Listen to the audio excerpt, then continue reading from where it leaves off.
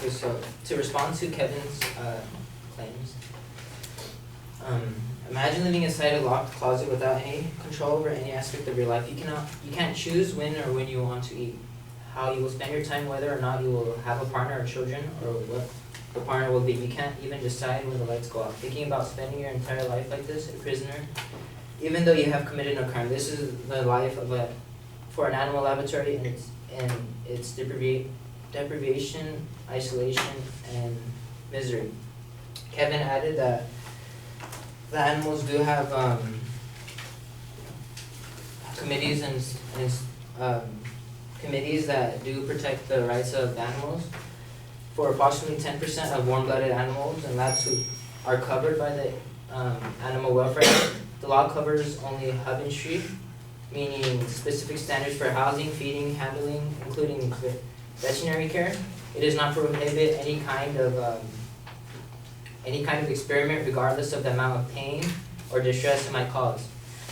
Instead, it requires oversight committees called the International Animal Care and Use Committees to review and approve research protocols. These are composed and overseen by the research facility itself and are widely regarded as rubber stamps committees. Their members are primarily animal researchers, and the faculty's CEO selects everyone on the committee. As a result, the committees allow the majority of proposed experiments regardless of the amount of suffering they inflict, if deemed necessary to the study.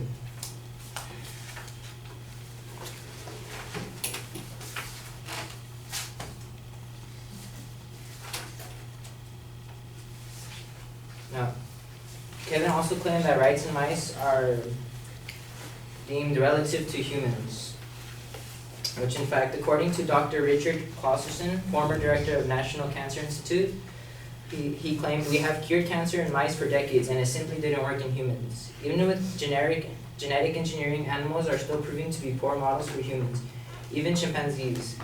Our closest genetic relatives do not accurately predict results in humans of more than 80 HIV vaccines that have proven safe and effectuous in chimpanzees. All have failed to prove safe in humans nearly 200 human clinical trials, with one actually increasing the human's chances of HIV infection. Animals have been proven poor models for a human.